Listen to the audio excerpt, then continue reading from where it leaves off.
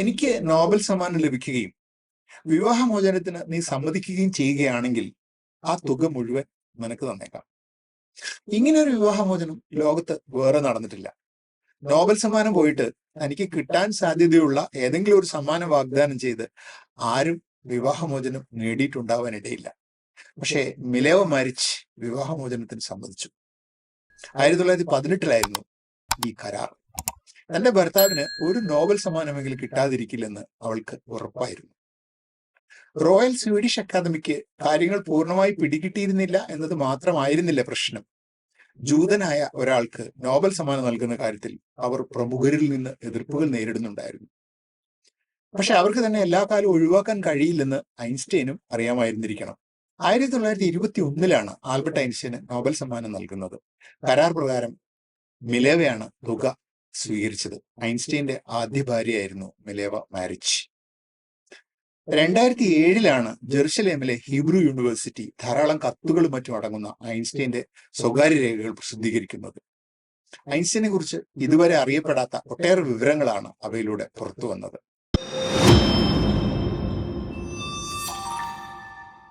നമസ്കാരം. Principia science ചാനലിന്റെ അണുവിനുള്ളിലേക്ക് എന്ന പരമ്പരയുടെ 6ാമത്തെ എപ്പിസോഡിലേക്ക് എല്ലാവർക്കും സ്വാഗതം. അറിയപ്പെടാത്ത ഐൻസ്റ്റൈനും പിടിതരാത്ത സിദ്ധാന്തങ്ങളും.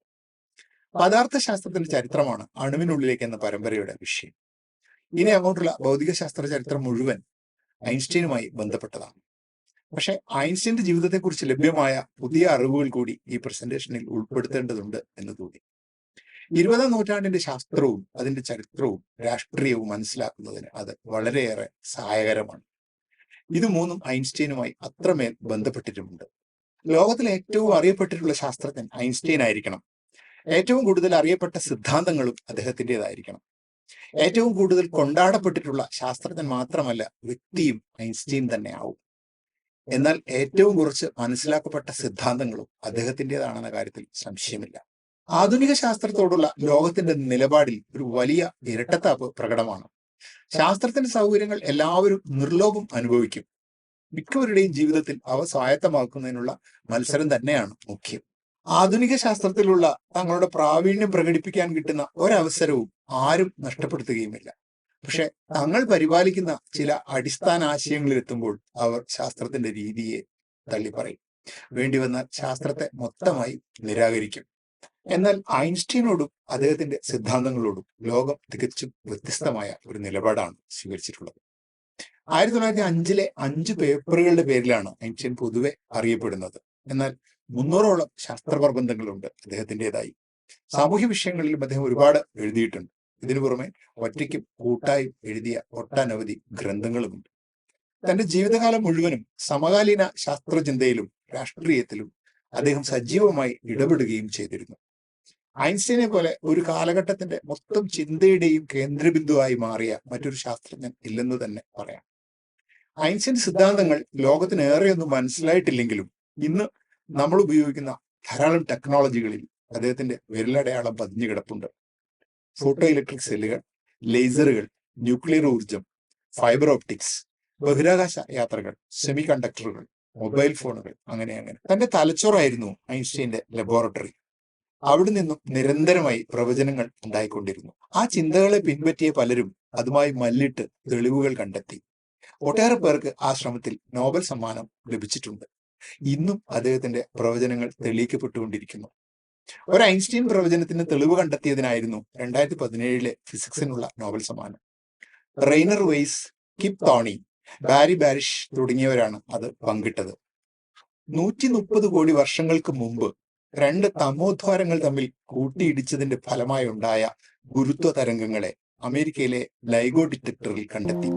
അതിനായിരുന്നു സമ്മാനം. 1915 സാമാന്യ ആപേക്ഷികത സിദ്ധാന്തത്തിൽ ഐൻസ്റ്റൈൻ ഗുരുത്വ തരംഗങ്ങളുടെ അസ്തിത്വം പ്രവചിച്ചിരുന്നു. ഐൻസ്റ്റൈന്റെ സിദ്ധാന്തം തെറ്റാണെന്ന് തെളിയിക്കാൻ ഇറങ്ങി പുറപ്പെട്ടവർക്കും അത് സാധിക്കാതെ നോബൽ സമ്മാനവും വാങ്ങി പിന്തിരിയേണ്ടി വന്ന ചരിത്രമുണ്ട്.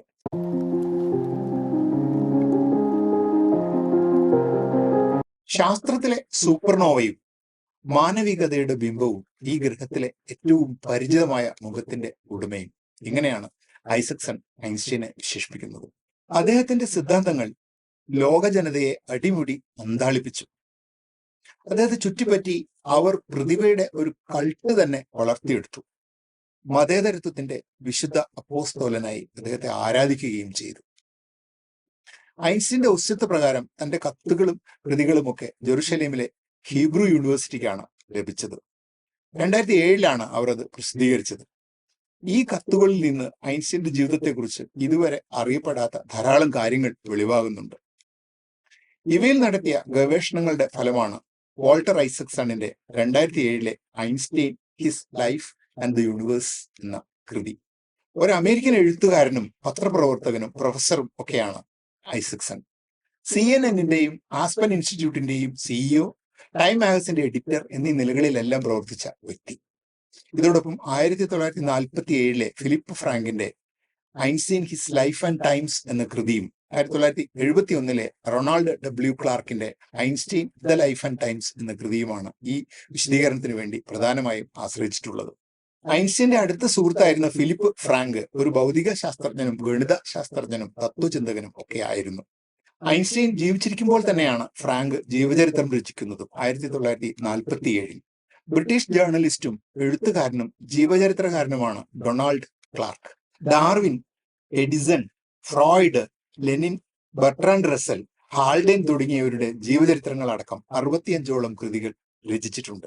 ഇവയ്ക്ക് പുറമെ വിക്കിപീഡിയയിൽ നിന്നും ഇന്റർനെറ്റിൽ നിന്നും ഉള്ള വിവരങ്ങളും ഉപയോഗപ്പെടുത്തിയിട്ടുണ്ട്. ചിന്താ പരീക്ഷണങ്ങളിലൂടെയാണ് ഐൻസ്റ്റീൻ തന്റെ നിഗമനങ്ങൾ രൂപപ്പെടുത്തിയത്.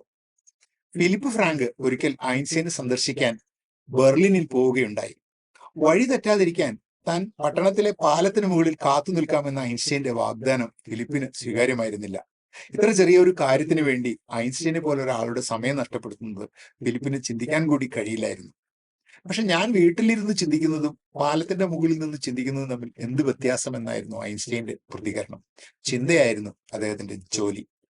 ഔപചാരിക വിദ്യാഭ്യാസത്തിന്റെ കരിക്കുലത്തിന് പുറത്തായിരുന്നു ഐൻസ്റ്റീന്റെ വായനയും പഠനവും ചിന്തയും. പോളിടെക്നിക്കിലെ പഠനം കഴിഞ്ഞപ്പോഴേക്കും തന്റെ കാലഘട്ടത്തിലെ ഭൗതിക ശാസ്ത്രത്തെക്കുറിച്ചും അതിന്റെ ദർശനത്തെക്കുറിച്ചും അദ്ദേഹം വളരെ കൃത്യമായ ഒരു ധാരണ രൂപപ്പെടുത്തിയിരുന്നു. അതുകൊണ്ടാണ് ഒരു പേറ്റന്റ് ഓഫീസിൽ ഇരുന്നു കൊണ്ട് നിലവിലുള്ള ഭൗതിക ശാസ്ത്രത്തിന്റെ അടിത്തറ പൊളിച്ചു പണിയാൻ ഐൻസ്റ്റീന് കഴിഞ്ഞത്. ചിത്രങ്ങളായിട്ടാണ് ഐൻസ്റ്റീൻ ചിന്തിക്കുക എന്ന് പറയാറുണ്ട്. പിന്നീടാണ് അവയെ വാക്കുകളിലൂടെ പ്രകാശിപ്പിക്കുന്നതെന്ന് ഐൻസ്റ്റീൻ ഒരിക്കൽ പറഞ്ഞിട്ടുമുണ്ട്. വളരെ കുറച്ച് ലാബ് വർക്ക് മാത്രമേ ഐൻസ്റ്റീൻ ചെയ്തിട്ടുള്ളൂ. പൊതുവിൽ ഐൻസ്റ്റീൻ സിദ്ധാന്തങ്ങളുമായി താരതമ്യം ചെയ്യുമ്പോൾ നിസ്സാരമെങ്കിലും അവിടെയും അദ്ദേഹം കൈവച്ചിട്ടുണ്ട്. ലിയോ സിലാഡും ഐൻസ്റ്റീനും ചേർന്ന് പേറ്റന്റ് ചെയ്ത ഐൻസ്റ്റീൻ റെഫ്രിജറേറ്റർ ഒരു ഉദാഹരണമാണ്. 1879 ജർമ്മനിയിലെ ഉൽമ എന്ന പ്രദേശത്താണ് ഐൻസ്റ്റീൻ ജനിച്ചത്. 1885 മുതൽ 88 വരെ ഒരു കാത്തലിക് സ്കൂളിലാണ് പഠിച്ചത്. 9 വയസ്സിൽ എലമെന്ററി സ്കൂളിലെ ഏറ്റവും ഉയർന്ന ക്ലാസ്സിൽ പഠിക്കുമ്പോഴും ആൽബർട്ടിന് ഒഴുക്കോടെ സംസാരിക്കാൻ കഴിഞ്ഞിരുന്നില്ല. ഓരോ വാക്കും ആലോചിച്ചുറപ്പിച്ചേ ഉച്ചരിക്കുമായിരുന്നുള്ളൂ. ഇങ്ങനെയുള്ള സംസാരം സത്യസന്ധമല്ലാതിരിക്കാനാവില്ലല്ലോ. സഹപാഠികൾ ആൽബർട്ടിനെ ഓണസ്റ്റ് ജോൺ എന്നാണ് വിളിച്ചിരുന്നത്. ചെറുപ്പം മുതലേ ഗണിതത്തിനോട് താല്പര്യമുണ്ടായിരുന്നു. സത്യത്തിന്റെ ഏറ്റവും സംശുദ്ധമായ രൂപമാണല്ലോ ഗണിതം. ഇവനൊരു വലിയ പ്രൊഫസർ ആയേക്കുമെന്ന് അമ്മ പറഞ്ഞിരുന്നു അത്രേ. പക്ഷെ പ്രൊഫസർ എന്നതുകൊണ്ട് അമ്മ ഉദ്ദേശിച്ചത് വട്ട് കേസ് എന്നായിരുന്നു. 1889 മുതൽ 94 വരെ ലൂയിസ് പോൾഡ് ജിംനേഷ്യത്തിലായിരുന്നു പഠനം. അന്ന് ഐൻസ്റ്റീന്റെ കുടുംബം മാക്സ് ടാൽമെ എന്ന ജൂത വിദ്യാർത്ഥിക്ക് ആഴ്ചയിലൊരിക്കൽ ഭക്ഷണം നൽകിയിരുന്നു. ഒരു പുരാതന ജൂത ആചാരത്തിന്റെ ബാക്കിപത്രം. പലരുടെയും സഹായത്തോടെയാണ് ടാൽമെ ജർമ്മനിയിൽ വൈദ്യം പഠിച്ചിരുന്നത്. ഇദ്ദേഹം പിന്നീട് അമേരിക്കയിലേക്ക് കുടിയേറുകയും അവിടെ അറിയപ്പെടുന്ന ഒരു ഫിസിഷ്യനായി തീരുകയും ചെയ്തു. വർഷങ്ങൾക്ക് ശേഷം അന്താരാഷ്ട്ര സെലിബ്രിറ്റിയായി ഐൻസ്റ്റീൻ അമേരിക്കയിൽ ചെല്ലുമ്പോൾ ടാൽമെ ഐൻസ്റ്റീനെ കാണാൻ ചെല്ലുന്നുണ്ട്. ഒറ്റ നോട്ടത്തിൽ തന്നെ ഐൻസ്റ്റീൻ ടാൽമയെ തിരിച്ചറിയുകയും വലിയ സന്തോഷത്തോടെ സ്വീകരിക്കുകയും തുടർച്ചയായി ബന്ധപ്പെടുകയും ഒക്കെ ചെയ്യുന്നുണ്ട്. ടാൽമയാണ് ഐൻസ്റ്റീന് ബേൺസ്റ്റൈന്റെ പോപ്പുലർ സയൻസ് കൃതികളും ജോമെട്രി ബുക്കുകളും വായിക്കാൻ നൽകുന്നത്. ടാൽമെ ഐൻസ്റ്റീന് നൽകിയ ജോമെട്രി ബുക്ക് യൂക്ലിഡിന്റെ എലമെന്റ്സ് തന്നെയാണെന്ന് കരുതാം. വിശുദ്ധമായ കൊച്ചു ജോമെട്രി ബുക്ക് എന്നാണ് ഐൻസ്റ്റീൻ അതിനെ വിശേഷിപ്പിക്കുന്നത്. യൂക്ലിഡിന് നിങ്ങളുടെ അഭിനിവേശത്തെ ജ്വലിപ്പിക്കാനാവുന്നില്ലെങ്കിൽ നിങ്ങൾ ഒരു ശാസ്ത്ര ചിന്തകനാവാൻ ജനിച്ച ആളല്ല എന്ന് ഐൻസ്റ്റീൻ പിന്നീട് പറയുന്നുമുണ്ട്. ആ പ്രായത്തിൽ തന്നെ ഐൻസ്റ്റീൻ പ്രകൃതിയെ ഒരു ജാമിതീയ ഘടനയായി കാണാൻ തുടങ്ങിയിരുന്നു. 13-ാമത്തെ വയസ്സിൽ തന്നെ ആൽബർട്ട് ഇമ്മാനുവൽ കാന്റിന്റെ ക്രിട്ടിക് ഓഫ് പ്യൂർ റീസൺ വായിച്ചിരുന്നു. ടാൽമയാണ് കാന്റിനെയും പരിചയപ്പെടുത്തുന്നത്. ഐൻസ്റ്റീന്റെ പ്രിയപ്പെട്ട ചിന്തകനായിരുന്നു ഇമ്മാനുവൽ കാന്റ്. കാന്റിനെ പിന്തുടർന്നാണ് ഐൻസ്റ്റീൻ ഡേവിഡ് ഹ്യൂമിലേക്കും ഏൺസ്റ്റ് മാർക്കിലേക്കും ഒക്കെ എത്തുന്നത്. 14-ാമത്തെ വയസ്സിൽ ഐൻസ്റ്റീൻ കാൽക്കുലസ് പഠിച്ചു കഴിഞ്ഞിരുന്നു. ഐൻസ്റ്റീന്റെ ഭാവിയിലെ കണ്ടെത്തലുകൾ പരിശോധിക്കുമ്പോൾ ഇതിലൊന്നും ഒട്ടും അതിശയോക്തിയില്ലെന്ന് ബോധ്യമാവും. ജൂതവംശജനായ ജർമ്മൻ ശാസ്ത്രജ്ഞനും എഴുത്തുകാരനും സാമൂഹ്യ പരിഷ്കർത്താവുമായ ആരോൺ ബേൺസ്റ്റീന്റെ പോപ്പുലർ സയൻസ് കൃതികൾ ഐൻസ്റ്റീനെ ഒരുപാട് സ്വാധീനിച്ചു. ഓടിക്കൊണ്ടിരിക്കുന്ന ഒരു തീവണ്ടിയുടെ ജനാലയിലൂടെ പ്രവേശിക്കുന്ന വെടിയുണ്ടയുടെയും പ്രകാശരശ്മിയുടെയും പാതയെക്കുറിച്ചൊക്കെ അതിൽ പരാമർശിക്കുന്നുണ്ട്.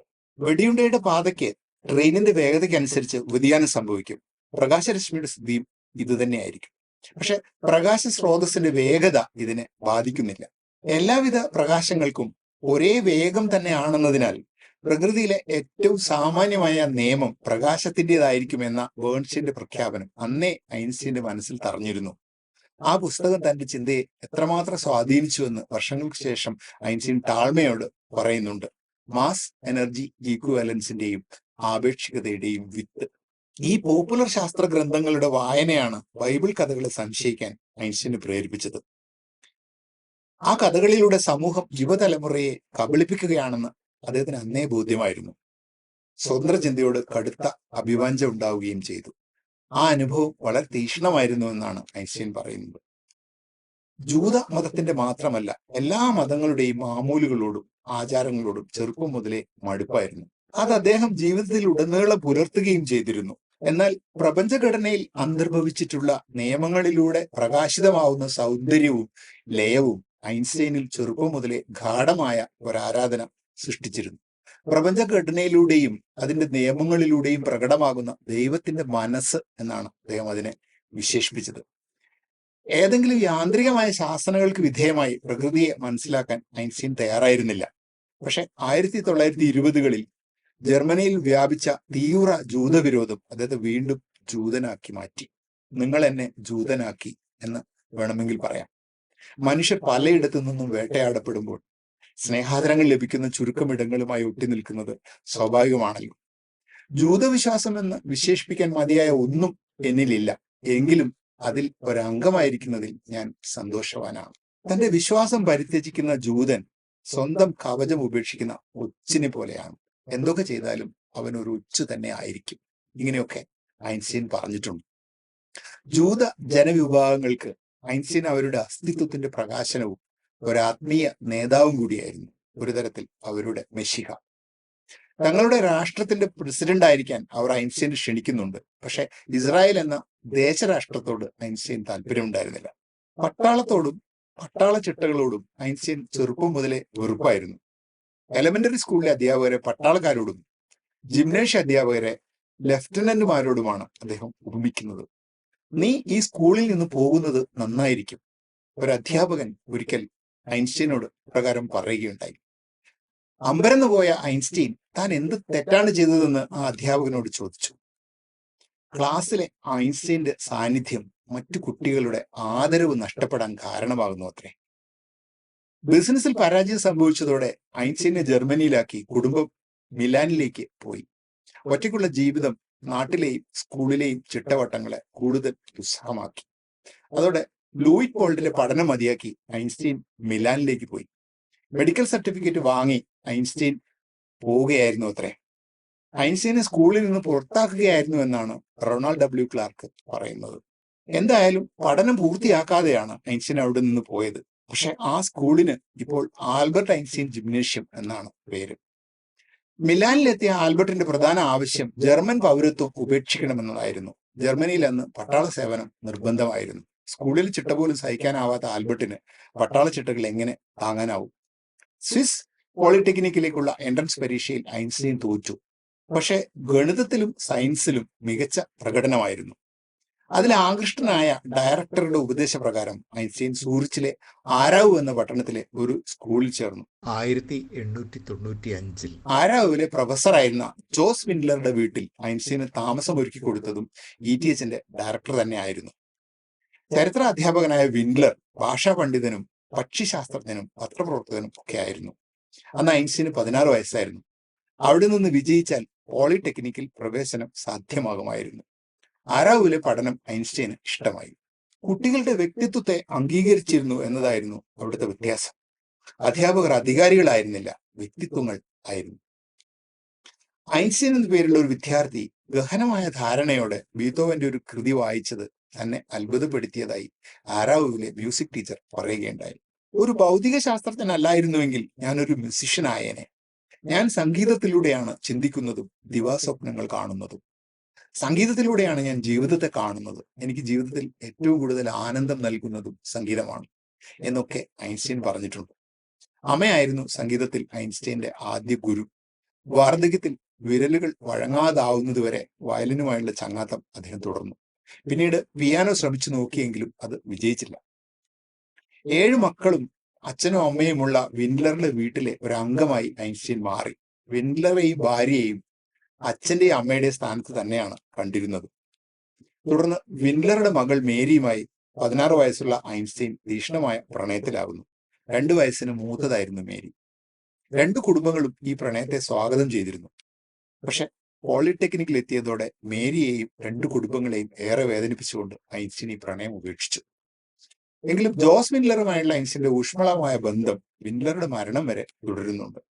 ലോക പൗരൻ എന്ന ആശയവും ദേശീയതകളോടുള്ള വിരക്തിയും യുദ്ധവിരുദ്ധതയും ഐൻസ്റ്റീനിൽ വളരാൻ വിൻഡ്ലറും കാരണമായിട്ടുണ്ട്. 1896 ഐൻസ്റ്റീൻ ജർമ്മൻ പൗരത്വം ഉപേക്ഷിക്കുന്നത്. അപേക്ഷയിൽ മതമില്ല എന്നാണ് എഴുതിയിരുന്നത്. അക്കാലത്ത് മറ്റ് അപേക്ഷകളിലും അങ്ങനെ തന്നെയാണ് എഴുതിയിരുന്നത്. തുടർന്ന് 2 ദശാബ്ദകാലം ഐൻസ്റ്റീൻ മതരഹിതനായി തുടർന്നു. 1900 പോളിയിലെ പഠനം പൂർത്തിയാവുന്നത്. 1901 സ്വിസ് പൗരത്വം ലഭിച്ചു. 16-ാമത്തെ വയസ്സിലാണ് ഐൻസ്റ്റീൻ ഫിസിക്സിലെ ആദ്യ ലേഖനം എഴുതുന്നത്, on the investigation of the state of ether in a magnetic field. ആ കാലഘട്ടത്തിലെ ഏറ്റവും വലിയ ഭൗതിക സമസ്യകളായിരുന്നു ഈതറും കാന്തിക മണ്ഡലവും ഒക്കെ. ശാസ്ത്രവൃത്തി വാഗ്ദാനം ചെയ്യുന്ന സ്വാതന്ത്ര്യം എന്നെ ഏറെ ആകർഷിച്ചിരുന്നു. 16-ാമത്തെ വയസ്സിൽ ETHലേക്കുള്ള പ്രവേശന പരീക്ഷയിലെ ഫ്രഞ്ച് എസ്സേയിലാണ് ഐൻസ്റ്റീൻ ഇപ്രകാരം എഴുതിയത്, സ്വാതന്ത്ര്യത്തിലേക്ക് മാത്രമല്ല ജനാധിപത്യത്തിലേക്കും കൂടിയുള്ള വഴിയാണ് ശാസ്ത്രം എന്നതിന് ഐൻസ്റ്റീന്റെ ജീവിതം ഒരു സാക്ഷ്യപത്രമാണ്. 1896 4 വർഷത്തെ ബിരുദ പഠനത്തിന് ഐൻസ്റ്റീൻ സൂറിച്ചിലെ പോളിടെക്നിക്കിൽ പ്രവേശനം നേടുന്നത്.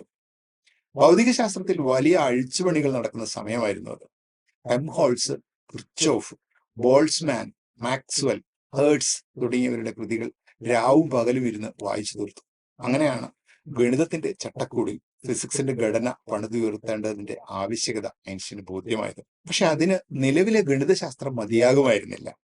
1666 ഇങ്ങനെ ഒരു പ്രതിസന്ധി ഉണ്ടായപ്പോൾ സർ ഐസക് ന്യൂട്ടൺ തനിക്ക് വേണ്ട ഗണിത പദ്ധതി സ്വയം നിർമ്മിക്കുകയാണ് ചെയ്തത്. ഗണിതശാസ്ത്രത്തിൽ വളർച്ചയുടെ അടുത്ത ഘട്ടം സമാഗതമായിട്ടുണ്ടായിരുന്നു. പോളിയിലെ അധ്യാപകരിൽ ഒരാളായിരുന്നു ഹെർമൻ മിൻകോവ്സ്കി. റഷ്യൻ അധിനിവേശ പോളണ്ടിൽ ജനിച്ച മിൻകോവ്സ്കിയുടെ മാതാപിതാക്കൾ ജൂതരായിരുന്നു. പോളണ്ടിൽ ജൂതർക്ക് നേരിടേണ്ടി വന്ന വിവേചനം മൂലം 1872 അവർ ജർമ്മനിയിലേക്ക് കുടിയേറിയതായിരുന്നു. വളരെ ചെറുപ്പത്തിൽ തന്നെ ഗണിതത്തിൽ മൗലികമായ ചിന്തകൾ പുലർത്തിയ ഒരു ഗണിതശാസ്ത്രജ്ഞനായിരുന്നു മിൻകോവ്സ്കി. അദ്ദേഹത്തിന്റെ ക്ലാസുകൾ ഐൻസ്റ്റീന് വലിയ പ്രചോദനമായി. 6 പേരുള്ള ഐൻസ്റ്റീന്റെ ക്ലാസ്സിലെ ഏക വനിതയായിരുന്നു മിലേവ മാരിച്ച്. ക്ലാസ്സിൽ പഠിപ്പിക്കാതെ വിട്ടുപോയ ഫിസിക്സ് അവർ ഒന്നിച്ചിരുന്ന് പഠിക്കുകയും വിശകലനം ചെയ്യുകയും ചെയ്തിരുന്നു. ആ സൗഹൃദം പ്രണയമായി വളർന്നു. മാരിച്ചുമായി ഐൻസ്റ്റീൻ തന്റെ ആശയങ്ങൾ വിശദമായി ചർച്ച ചെയ്തിരുന്നു.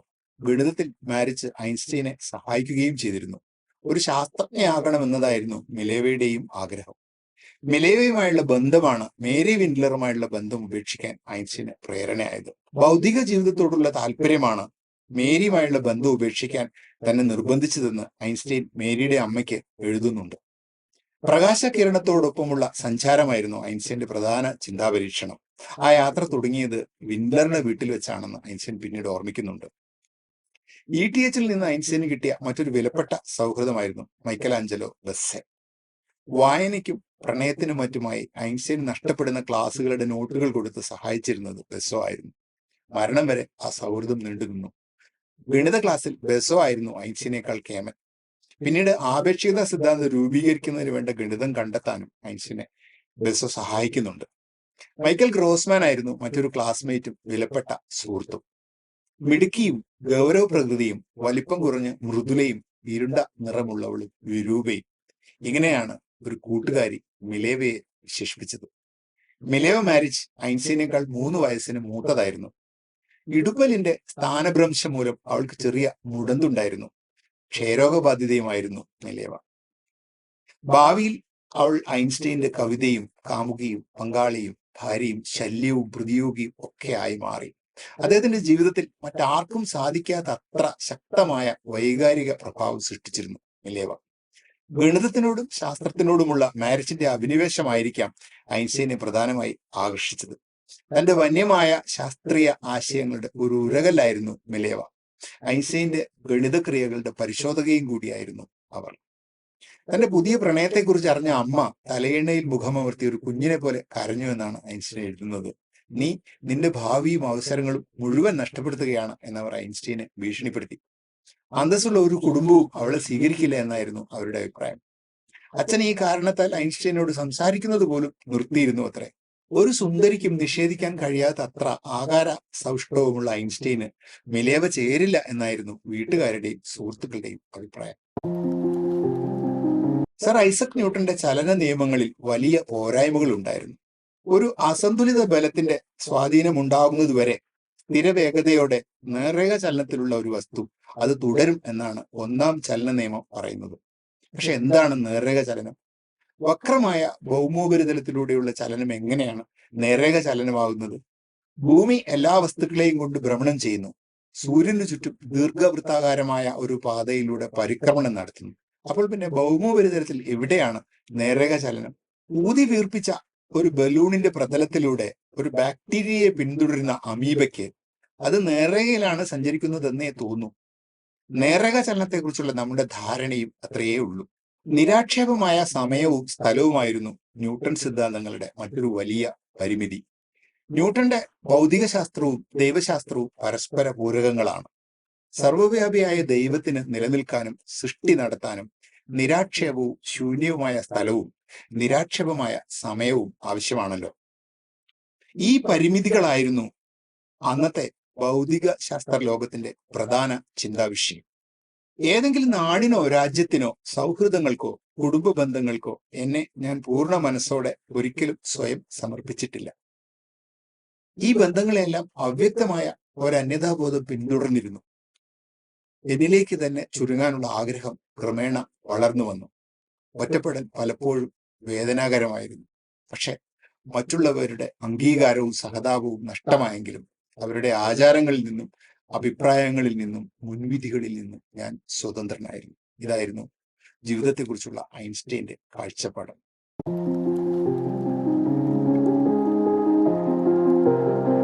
ക്രിസ്ത്യാനികൾക്ക് ഐൻസ്റ്റീൻ ജൂതനായിരുന്നു. ജൂതർക്ക് അദ്ദേഹം അന്യനായിരുന്നു. ജർമ്മൻകാർ അദ്ദേഹത്തെ ഒറ്റുകാരനായി കണ്ടു.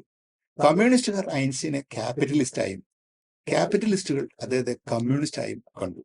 ഒരിടത്തും പൂർണ്ണമായി ചേരാത്ത, എല്ലായിടത്തു നിന്നും അന്യവൽക്കരിക്കപ്പെട്ട ഒരു അപൂർവ വ്യക്തിത്വം. ഒരു ജർമ്മൻ അഭയാർത്ഥിയായ ഐൻസ്റ്റീന് ഈ നാടിന്റെ രാഷ്ട്രീയത്തിൽ എന്ത് കാര്യമെന്ന് പ്രമുഖരായ ചില അമേരിക്കക്കാരും ചോദിച്ചിരുന്നു. ഈ ഒരു ക്രമം അദ്ദേഹത്തിന്റെ ജീവിതത്തിൽ ഉടനീളം ആവർത്തിക്കുന്നതായി റൊണാൾഡ് ക്ലാർക്ക് കൃത്യമായി നിരീക്ഷിക്കുന്നുണ്ട്. ജാടകളോ ഈഗോയോ ഇല്ലാത്ത സുതാര്യവും ലളിതവുമായ ജീവിതമായിരുന്നു ഐൻസ്റ്റീൻ്റെത്. തന്റെ അഭിപ്രായങ്ങൾ തുറന്നു പറയുന്നതിന് മടിയോ പേടിയോ ഉണ്ടായിരുന്നുമില്ല. David Hume, Henri Poincare, Ernest Mach, Immanuel Kant, Friedrich Nietzsche തുടങ്ങിയവരായിരുന്നു ഐൻസ്റ്റീന് ഇഷ്ടപ്പെട്ട തത്വചിന്തകർ. 1899 ഐൻസ്റ്റീന് സൂറിച്ചിൽ നിന്ന് ബിരുദം ലഭിച്ചു. ഗണിതശാസ്ത്രവും ഭൗതികശാസ്ത്രവും പഠിപ്പിക്കുന്നതിനുള്ള യോഗ്യത. ബിരുദാനന്തരം 2 വർഷം പലയിടത്തും ശ്രമിച്ചെങ്കിലും അധ്യാപക ജോലി ലഭിച്ചില്ല. വീട്ടിൽ നിന്ന് സാമ്പത്തിക സഹായം ലഭിക്കാത്തത് കൊണ്ട് വലിയ ബുദ്ധിമുട്ടിലാണ് ഐൻസ്റ്റീൻ ജീവിച്ചത്. കൂടെ പഠിച്ച എല്ലാവർക്കും ജോലിയായിട്ടും ഐൻസ്റ്റീൻ തൊഴിൽരഹിതനായി അവശേഷിച്ചു. ആ സമയത്താണ് ഐൻസ്റ്റീന്റെ ആദ്യത്തെ പ്രബന്ധം പ്രസിദ്ധീകരിച്ചത്. ക്യാപിലാരിറ്റി ആയിരുന്നു വിഷയം. വർത്ത്ലെസ് എന്നാണ് പിന്നീട് ഐൻസ്റ്റീൻ അതിനെ വിശേഷിപ്പിച്ചത്. പക്ഷെ തന്മാത്രകളെക്കുറിച്ചും ആറ്റങ്ങളെക്കുറിച്ചുമുള്ള തന്റെ ധാരണകൾ വികസിപ്പിക്കാൻ അത് സഹായകരമായി. ജോലിക്ക് വേണ്ടിയുള്ള അപേക്ഷകളോടൊപ്പം വെക്കാൻ ഒരു പ്രബന്ധവും. ജോലിക്ക് വേണ്ടി ഒരു വാതിൽ വിടാതെ ഐൻസ്റ്റീൻ മുട്ടിക്കൊണ്ടിരുന്നു. ദൈവം കഴുതയെ സൃഷ്ടിച്ചപ്പോൾ അതിന് കട്ടിയുള്ള ഒരു തൊലി കൂടി നൽകിയിട്ടുണ്ട് എന്ന് ഐൻസ്റ്റീൻ സുഹൃത്ത് ഗ്രോസ്മാന് എഴുതി. സ്വതസിദ്ധമായ നർമ്മബോധം അദ്ദേഹം ജീവിതാവസാനം വരെ നിലനിർത്തുന്നുണ്ട്. വലിയ വലിയ ജീവിത പ്രയാസങ്ങളെ നേരിടാൻ അത് അദ്ദേഹത്തെ ഒരുപാട് സഹായിച്ചിട്ടുമുണ്ട്. മറുപടിക്കുള്ള പോസ്റ്റേജും കൂടി ഉൾപ്പെടുന്ന ഒരു കെട്ട് പോസ്റ്റ് കാർഡുകൾ വാങ്ങിവെച്ച് ഐൻസ്റ്റീൻ ജോലിക്ക് വേണ്ടിയുള്ള അപേക്ഷകൾ എഴുതിക്കൊണ്ടേയിരുന്നു. 2 കത്തുകൾക്കാണ് ആകെ മറുപടി ലഭിച്ചത്. അതിലൊന്ന് നെതർലൻഡിലെ Leiden museum for the history of സയൻസിൽ പ്രദർശിപ്പിച്ചിട്ടുണ്ട്.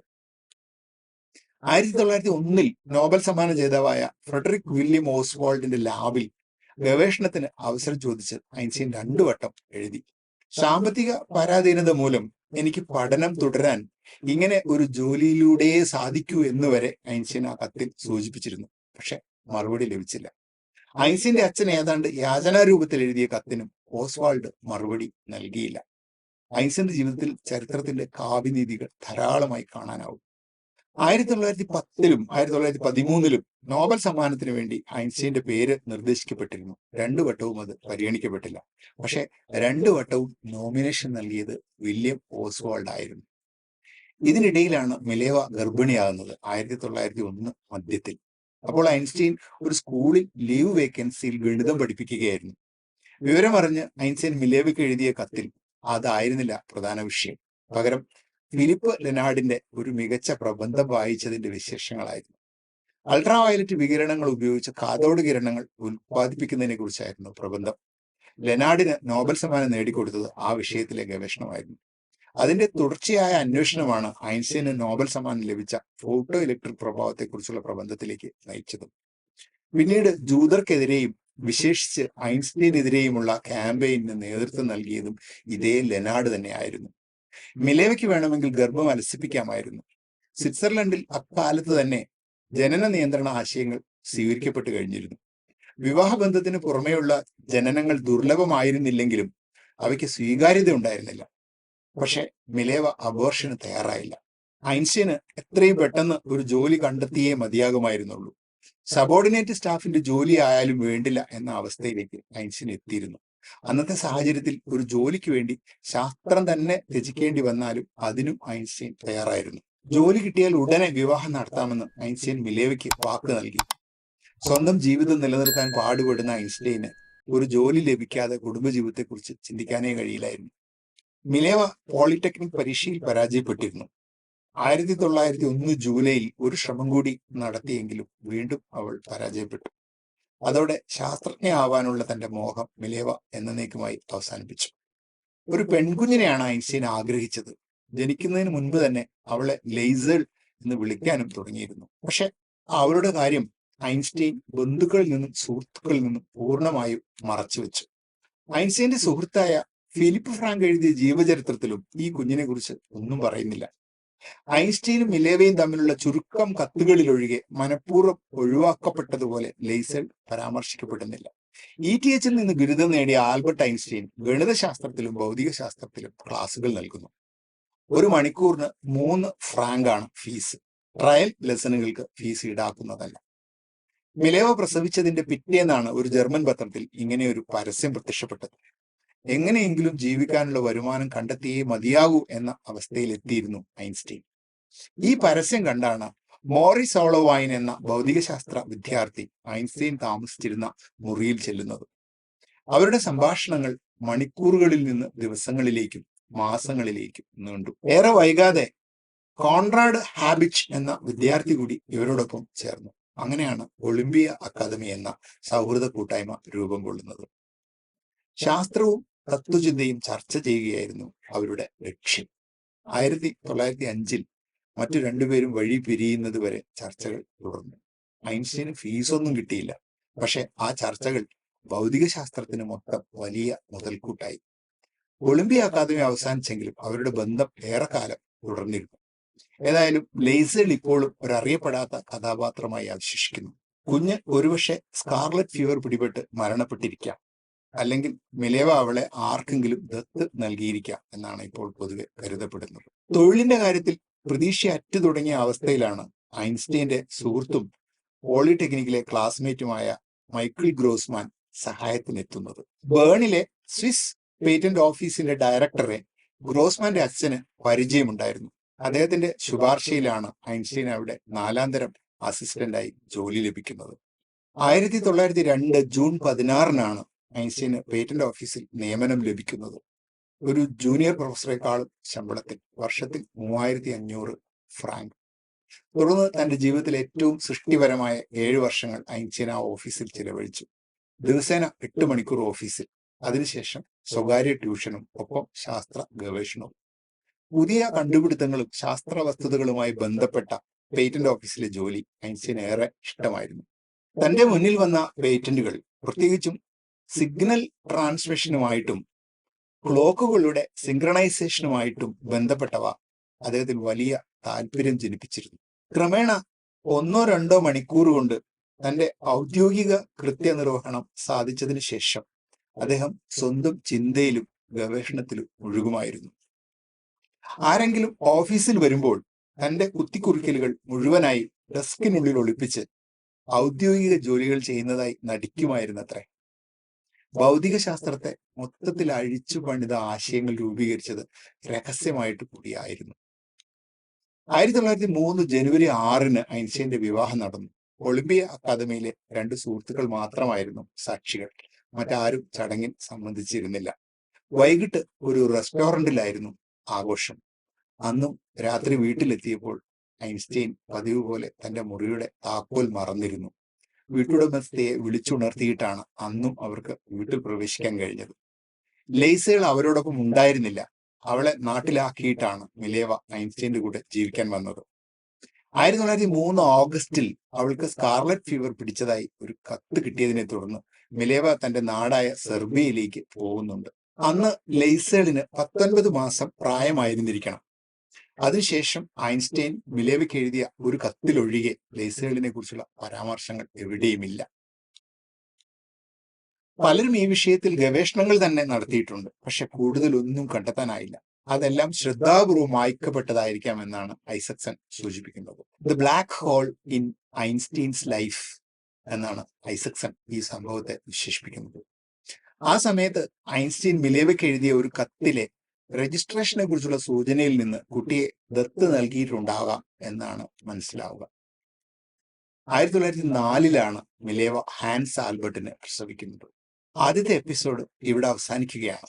ഭൗതിക ശാസ്ത്രത്തിലെ അത്ഭുത വർഷം അഥവാ അനസ് മിറാബിലസ് എന്ന അടുത്ത എപ്പിസോഡുമായി വീണ്ടും കാണുന്നതുവരെ നന്ദി, നമസ്കാരം.